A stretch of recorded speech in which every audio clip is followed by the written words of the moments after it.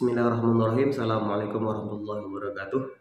Alhamdulillahirabbil alamin wa bihi nasta'inu ala umuri dunya waddin. Wassalatu wassalamu ala asyrafil anbiya'i wal mursalin wa ala alihi wa sahbihi ajma'in. Puji syukur kepada Allah atas segala rahmat dan hidayahnya, dan salawat kepada Nabi Muhammad SAW. Bapak Ibu penguji yang kami hormati, sebelum kami mulai presentasi pada hari ini, izinkan kami memperkenalkan diri. Nama Rahmat Hidayat, kelahiran Padang tanggal 17 Januari tahun 1984, tinggal di Cikarang, Kabupaten Bekasi. Sekarang bertugas di Universitas Pelita Bangsa Cikarang. Terima kasih kepada Bapak Profesor Insinyur Nusirwan Muin, MSI MM, sebagai promotor, dan Bapak Dr. Alexami SEMM sebagai kopromotor yang telah membimbing saya sehingga saya bisa mempresentasikan seminar tertutup saya pada hari ini. Adapun judul disertasi saya adalah Determinan Komitmen Organisasional serta Implikasinya pada Kinerja Dosen Tetap Perguruan Tinggi Swasta Kabupaten Bekasi dan Karawang.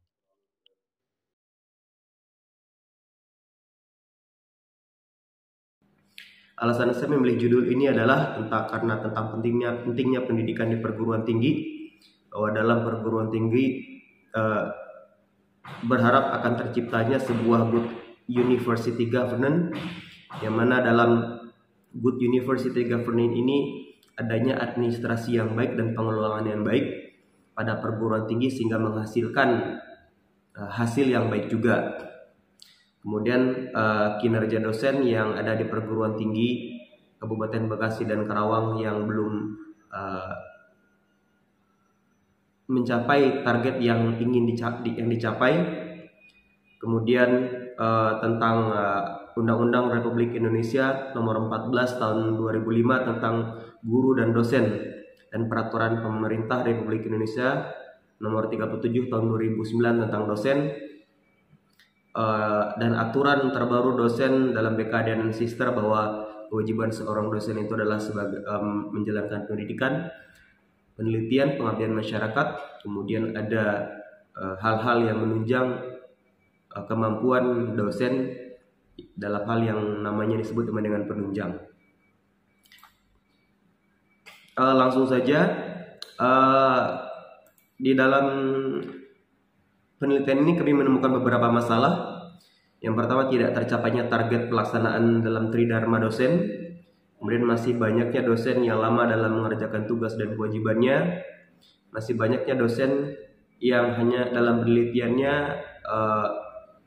belum pernah mempublish sama sekali penelitiannya di jurnal yang terakreditasi, dan beberapa identifikasi masalah yang lainnya. Maka dari beberapa hal tersebut kami menentukan judul penelitian adalah tentang kinerja dosen,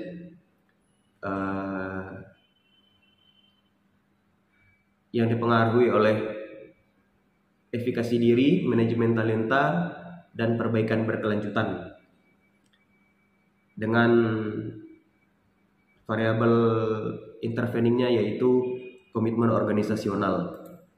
Dari beberapa pendapat para ahli, maka disintesiskan bahwa kinerja dosen itu adalah ketercapaian dosen dalam melaksanakan tugas dan kewajibannya sebagai seorang pengajar dan pendidik dalam sebuah perguruan tinggi, meliputi bidang pendidikan, penelitian, dan kewajibannya dalam mengabdi kepada masyarakat.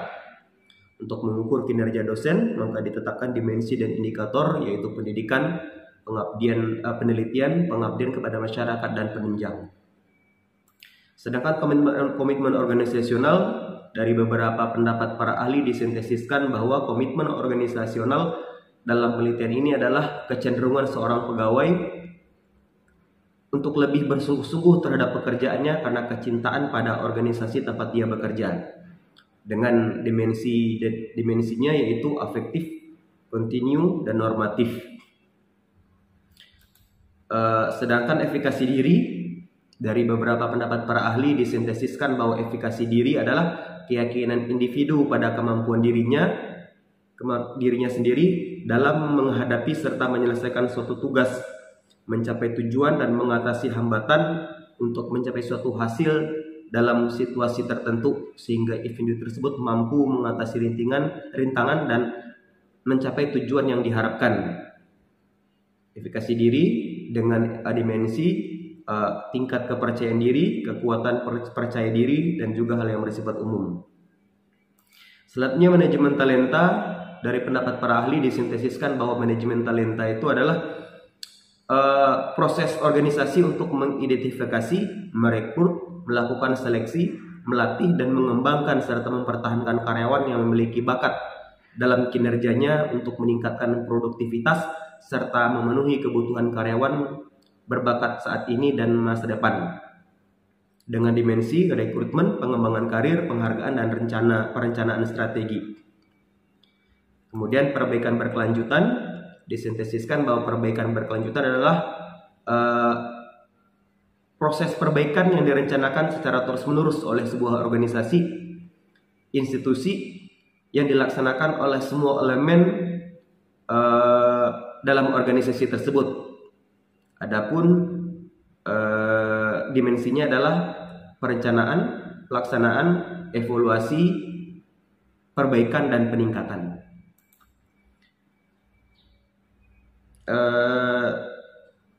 Adapun populasi yang digunakan dalam penelitian ini adalah dosen-dosen tetap perguruan tinggi swasta di Kabupaten Bekasi dan Karawang sejumlah 412 dosen. Kemudian sampelnya dengan menggunakan rumus Lovin menjadi 203 dosen.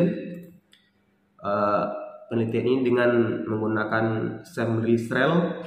Maka hal pertama yang dilakukan adalah survei tentang seluruh responden, bahwa di antara semua responden pria berjumlah 123 orang atau 60,6%, wanita sebanyak 80 orang atau 39,40%. Kemudian dalam segi pendidikan semua dosen berpendidikan S2 dan S3, dengan S2 baru 16 orang atau 9,2%.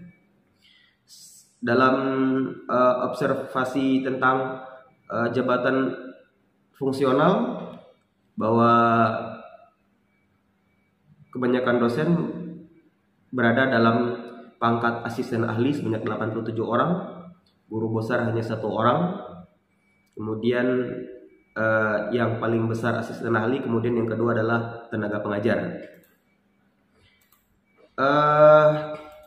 Kemudian setelah mengobservasi dosen, karakteristik dosen, kemudian mengadakan analisis deskriptif tentang responden, bahwa dalam jawaban responden yang sudah didapat melalui kuesioner, bahwa dalam variabel efikasi diri rata-rata dalam variabel efikasi diri ini, dalam dimensi yang pertama rata-ratanya berjumlah 3,42, dimensi yang kedua 3,46, dan dimensi yang ketiga adalah 3,36.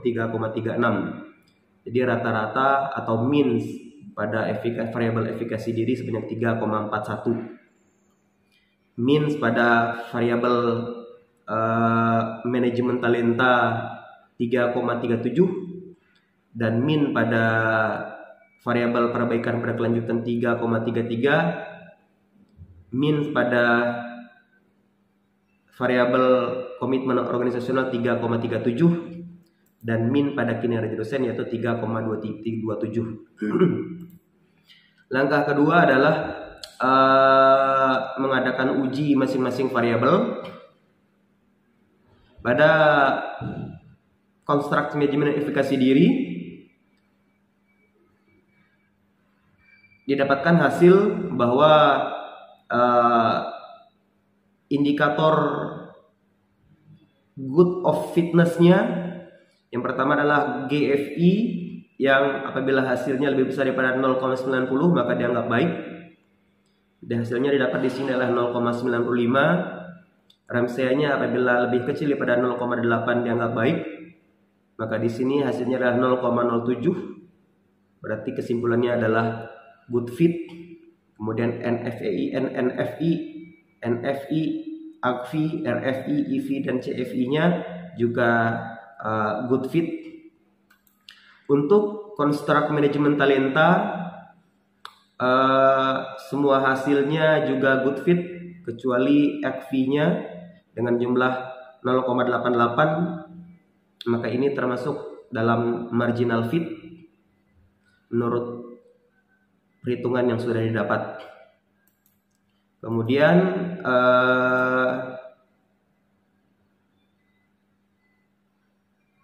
dalam konstruk manajemen talenta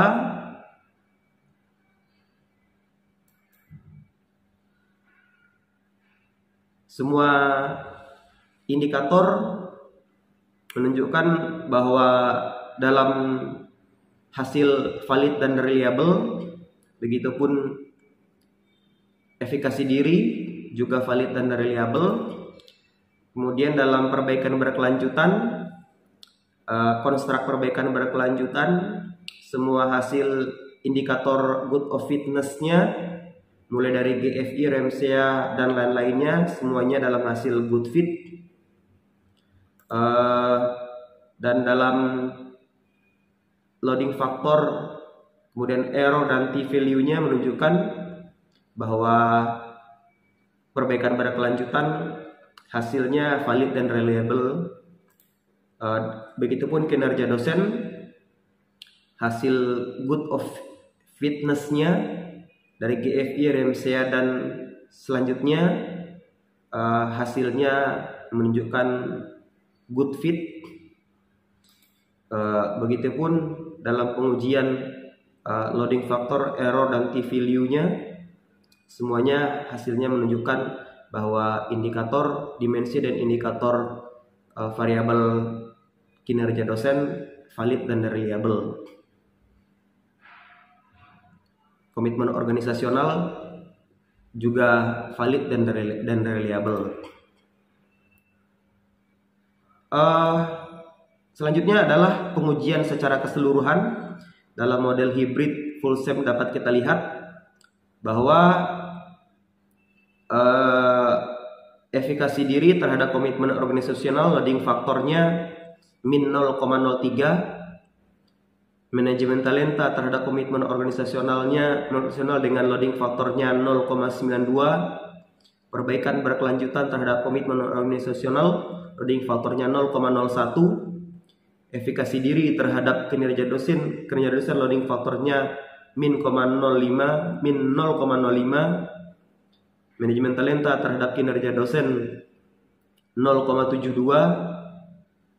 Kemudian perbaikan berkelanjutan terhadap kinerja dosen 0,01, terhadap kinerja 0,08 dan komitmen organisasional terhadap kinerja 0,26. Sedangkan loading faktornya, t-values-nya, efikasi diri terhadap komitmen organisasional min 0,40, terhadap kinerja dosen min 0,87, manajemen talenta terhadap komitmen organisasional 11,97, terhadap kinerja dosen 5,35, perbaikan berkelanjutan terhadap komitmen organisasional 0,16, terhadap kinerja dosen 1,30. Maka dapat kita ketahui bahwa pengaruh efikasi diri terhadap komitmen organisasional min 0,40, maka tidak ada pengaruh antara efikasi diri. Pengaruh efikasi diri dan komitmen organisasional sangat minim sekali. Pengaruh efikasi diri terhadap kinerja organisasi juga minim. Pengaruh manajemen talenta terhadap komitmen organisasional besar, berarti terjadi pengaruh yang positif dan signifikan. Begitupun terhadap kinerja dosen ada pengaruh yang positif dan signifikan, sedangkan perbaikan berkelanjutan terhadap komitmen organisasional dan kinerja dosen terjadi pengaruh yang minim dan tidak signifikan.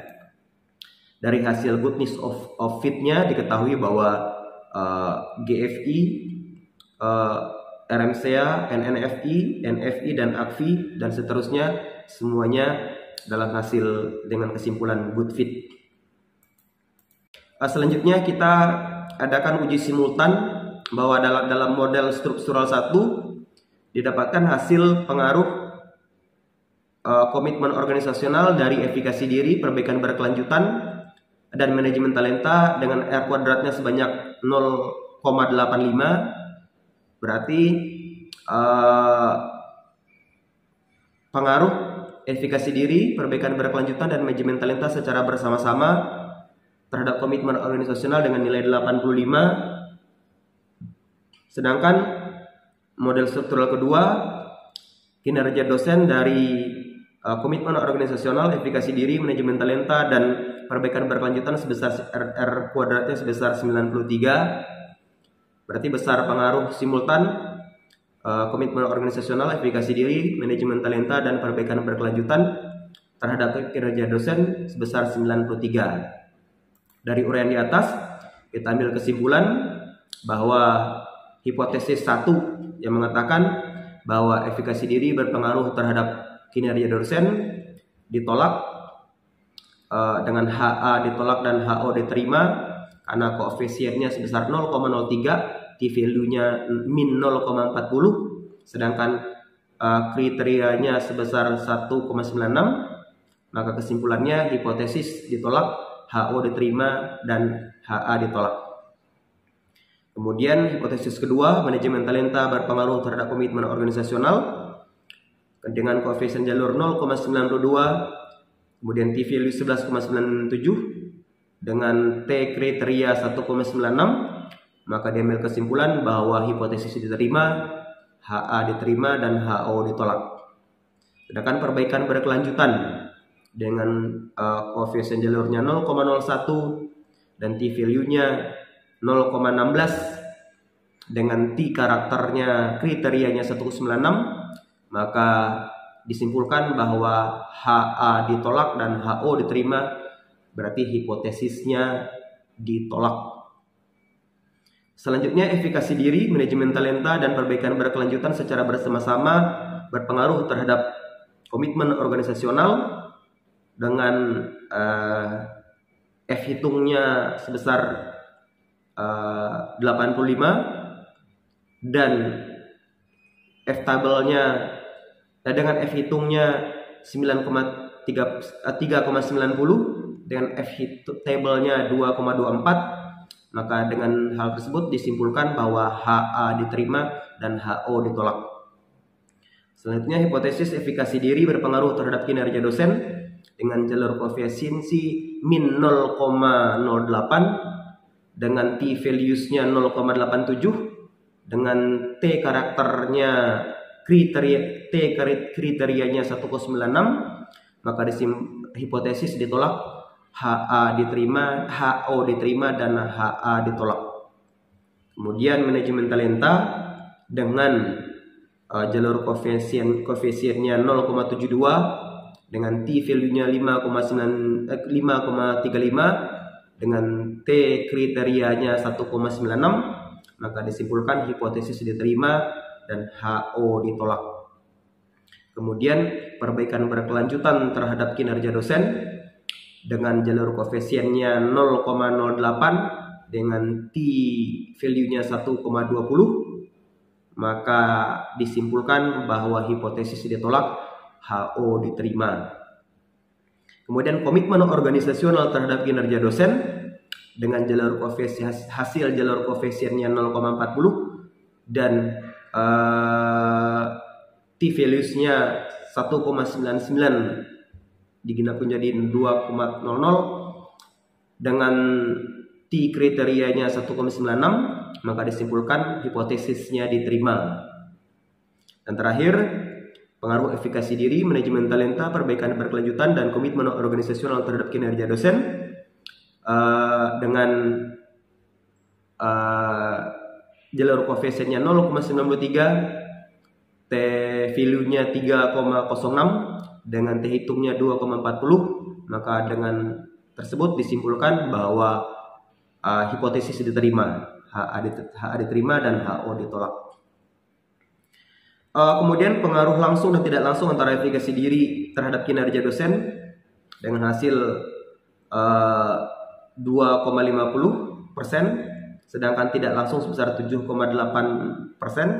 maka disimpulkan bahwa efikasi diri